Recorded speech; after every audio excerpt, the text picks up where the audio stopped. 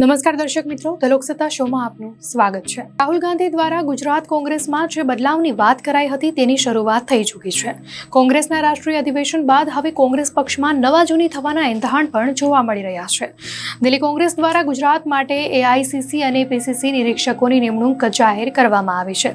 AICC પ્રમુખે સંગઠન સર્જન અભિયાન અંતર્ગત નિરીક્ષકોની જાહેરાત કરી છે।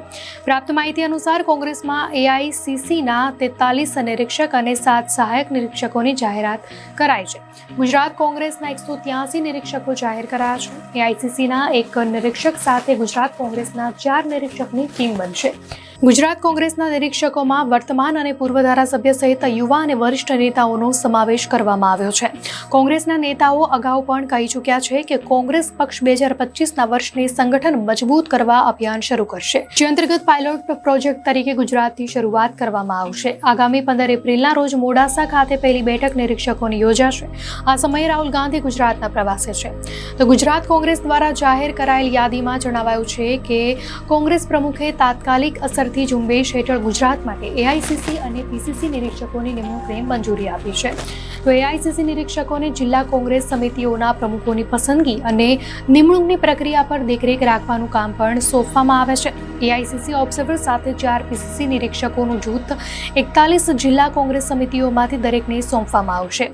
એઆઈસીસી ઓબ્ઝર્વર જૂથના કન્વીનર હશે। ગુજરાતને પહેલાથી જ સોંપાયેલ 4 એઆઈસીસી સચિવો પોતપોતાના ઝોનમાં કવાયતનું સંકલન કરશે।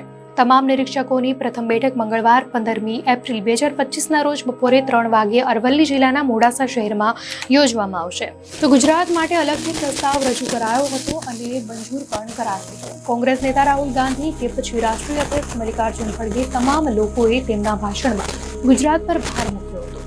ગુજરાતમાં છેલ્લા 3 દાયકાથી કોંગ્રેસ સત્તાથી દૂર રહી છે, ત્યારે સત્તા સુધી જવા માટે કોંગ્રેસ નેતા રાહુલ ગાંધીએ લોકસભામાં ચેલેન્જ કરી હતી કે 2027ની ચૂંટણીમાં કોંગ્રેસ જીતીને બતાવશે।